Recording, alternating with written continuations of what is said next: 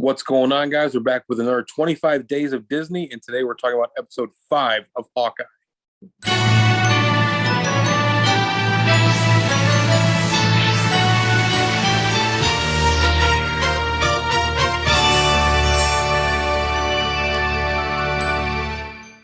Really quickly, we're going to say this out front. Major spoilers. Major. When I said that the first 2 episodes didn't catch my attention, these last 3 have certainly caught my attention. The action's been really good. Mm-hmm. The bombs that have been dropping recently have been very good as well. And this episode starts off with Yelena doing her mission to stop all the Black Widow, or to cure all the Black Widows after the Black Widow movie. And we hear Natasha's voice. We do. That was so amazing. I actually rewound back right when I started watching it just to hear it again. I'm like, wait a second, was it? And I go back, I'm like, yes. And we get to see what happens when somebody blips out of existence. Yes, that was amazing. So good. The transformation, because I was confused. I actually really didn't know what happened, so I had to rewind and watch it again. Where Yelena, she goes into a bathroom and she washes her face and she looks away from the mirror. She dusts and then undusts, and the room changes around her.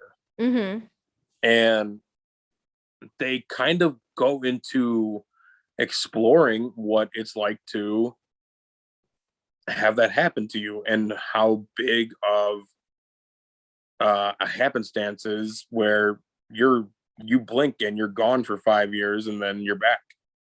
They did do that in WandaVision. They did a little in WandaVision, but they didn't show how it affected somebody, really. Yeah, they did. They showed it with Monica Rambeau. Yeah. But her daughter was in the hospital with her mother, looking for her mother, and then she comes back. Everyone's going like crazy, and she didn't even realize that her mother was gone. Yeah, so I think they showed them more. I think with that one, they showed it to be more dramatic, where everybody's coming back into existence. With this one, it was because it was a lot of loud noises. People are yelling, trying to figure out what's going on. But you never saw like the people coming back into other people's homes. Oh yeah, that's what was very different with this one. So with this one, it's more of the sudden reaction to, because I guess the reason why I said this is a little bit more exciting to see what happens with the blip is because you saw her when she went to the bathroom before the blip, and then what happened after. Because for her, it was 5 seconds. Yeah. And that's how she explained it. It's kind of like how Ant-Man described being in the quantum universe. Oh, yeah. Being in the quantum universe for 5 hours instead of 5 years. For Yelena, it was 5 seconds. She was still washing her face. And she turns around and all of a sudden everything's different. This Black Widow she saved has a kid and a husband. So it was really cool. Then they go to Kate Bishop and what's happening after Hawkeye told her not to be a part of this team anymore. Which, as much as I like Kate Bishop, she's actually grown on me a lot with these past couple episodes. The first 2 episodes, I really didn't enjoy her. I hope so badly after this they actually stick her in a movie. I think they're going to, or they're going to give her another Netflix series, which would be, I don't know how they're going to do Young Avengers. That's basically what they're building towards, is Young Avengers. So I'm really interested in what they're going to see. This episode, though, is more about Hawkeye and somebody who they keep talking about as him. They keep saying him. They keep saying your boss. They're my boss. The big his boss. Yeah. So Hawkeye is doing the Lone Gunsman now. He goes and visits the Avengers Memorial for when they first saved New York. Yes, I got emotional during that. It was this think, because it's almost like when you go to DC and you Washington DC and you see all the memorials, and this is like the Battle of New York, and you have everyone's name listed, and then he starts talking to Natasha. Yep. And it's just like, oh my God, he wants to talk to her so badly. He wants to hear a response back, but she's gone. She's not going to. And it was just the whole factor of just seeing that sign. And he got so emotional and like, I didn't like with the choice that happened, but I'm going to make every moment of my life count and be worth what happened. But guess what? For the next thing I'm going to do, I'm sorry. Then puts the hood up and just walks away. I'm like, oh my God. And he's there's the, because if for people who saw Black Widow, again, spoiler for Black Widow, you see that Yelena is going to go after Hawkeye. If you didn't see that, if you didn't see in episode 3 or episode 4 and you don't understand why it's happening, you see it in Black Widow. She's trying to find Clint. She breaks into Kate Bishop's house and she makes that mac and cheese going. She has macaroni. That whole scene was great. Hot sauce. It was good. It was a good scene. Yeah, Florence Pugh is an amazing actress. I love her. She's awesome. But the big one is you see Hawkeye. Now, here's what I thought was going on, because the husband of Eleanor, is that her mom's name? Her fiance, Jack. Yeah. Yeah, Jack. You see Jack get arrested. They don't really explain what happened. I don't think, at least. They just say that he's getting arrested and he's going to be back, but he's going to be back for Christmas dinner.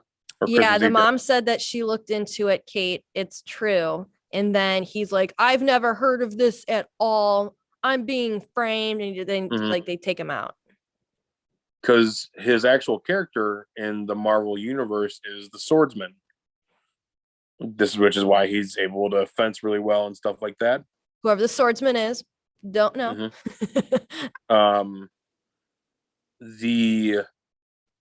I thought, because you see somebody dressed as the Ronin, I thought that somehow the swordsman got the Ronin costume and started using the Ronin costume to kill not kill, but take out the sweatsuit mafia and Maya. I was 100% wrong, because it was Clint Barton. There was even a moment that I was even wondering if it was going to be Kate who stole the costume back, but she never knew the locker he put it in at that train station, wherever it was. Yeah.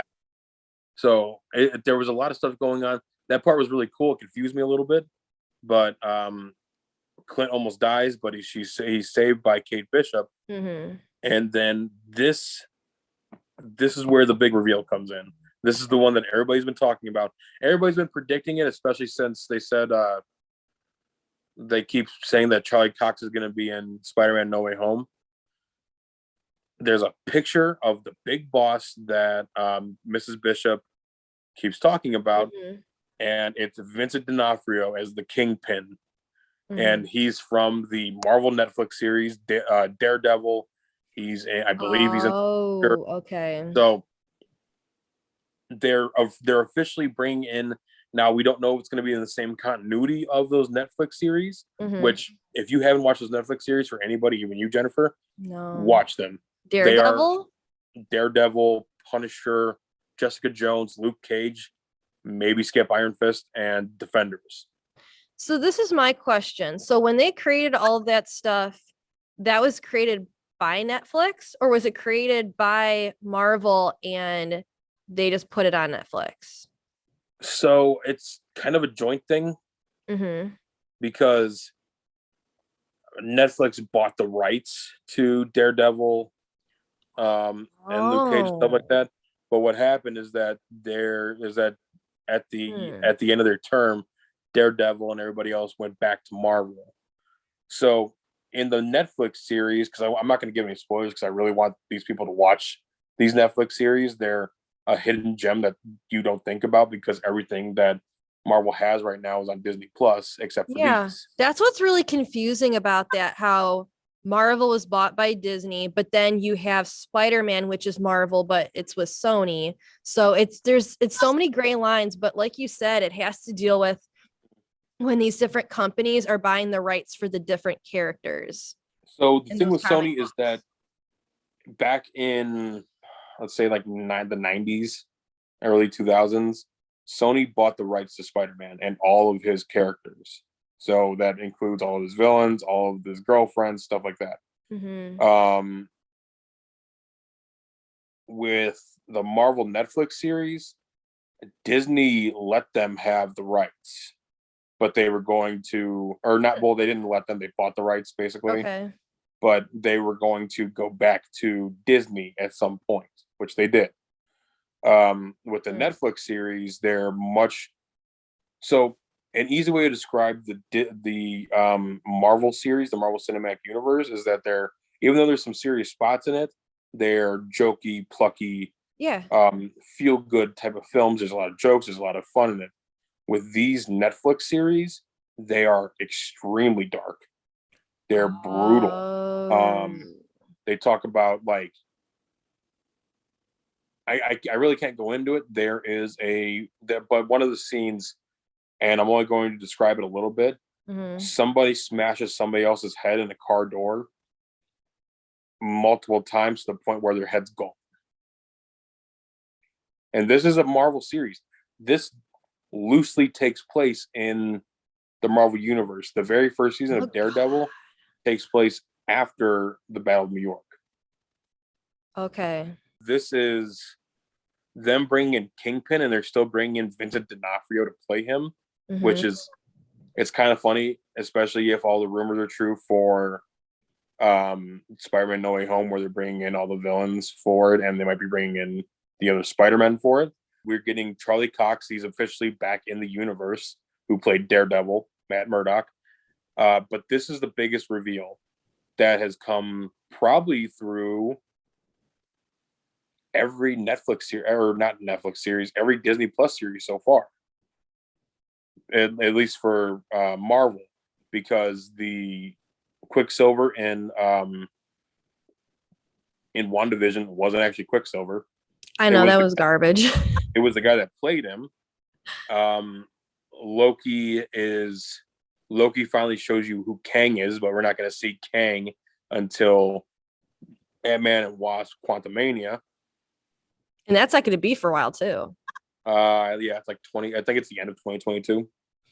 So them showing just, and it's literally the worst picture ever too. It's taken It's on the the worst security cell phone footage. quality ever. Um, but it shows Kingpin in his white jacket, purple pants, just like you see in the comic books. Hmm.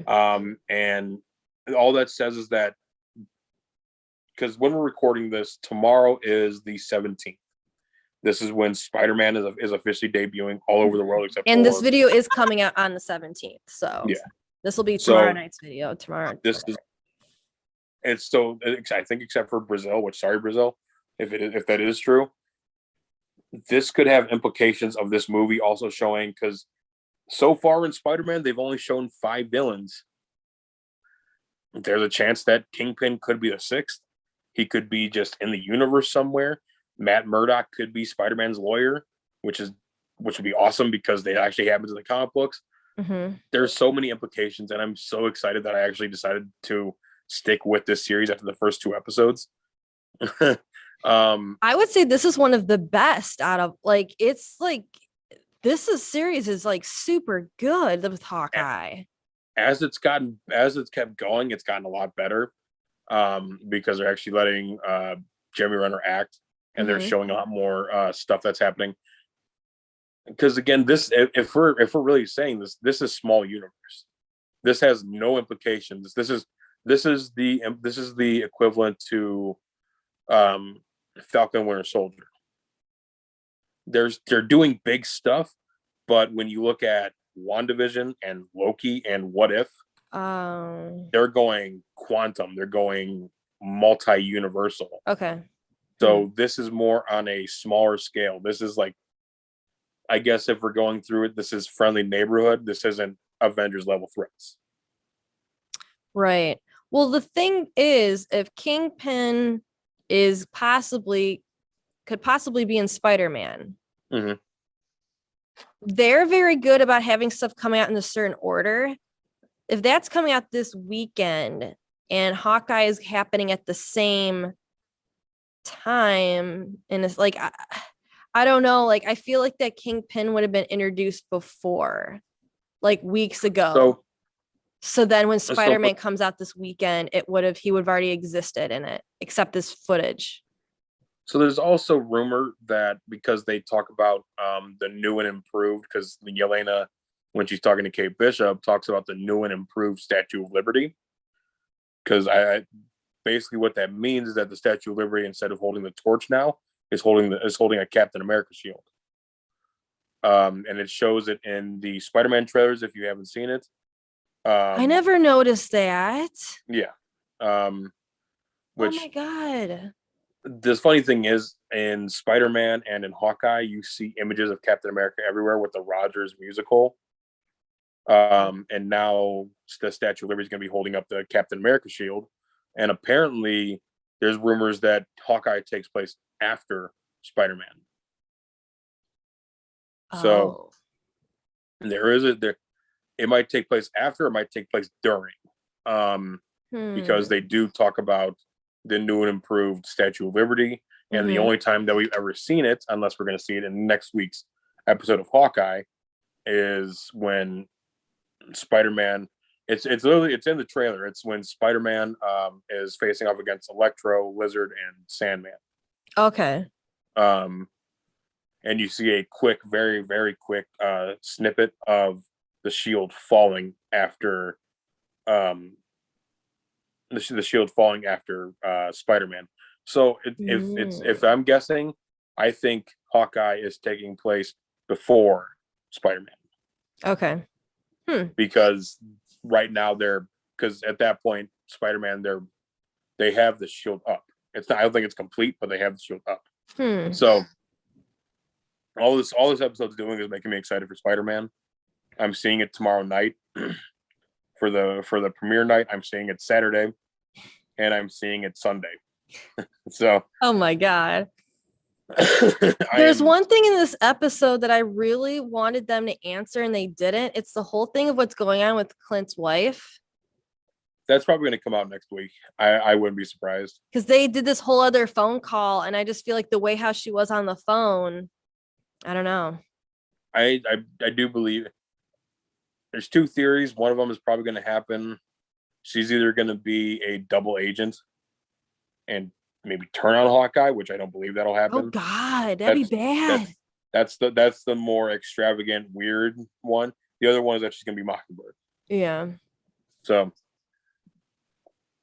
either way, I'm super excited for next week's episode. We will also be coming through because I'm just gonna give it out right now. We're gonna be doing a review, whether it's me or it's both of us or all three of us or all four of us. We're going to be doing I'm going to say in-depth review for Spider-Man No Way Home and that'll be our final day for 25 Days of Disney. It's funny, this week and next week, or the end of this week and next week, because next week is the holidays and it's Christmas and stuff like that, is probably the most excited I've been for movies, premieres, stuff like that this entire year. So tell us what you thought of this episode. Let us know what you think about Kingpin and Daredevil being in the cinematic universe.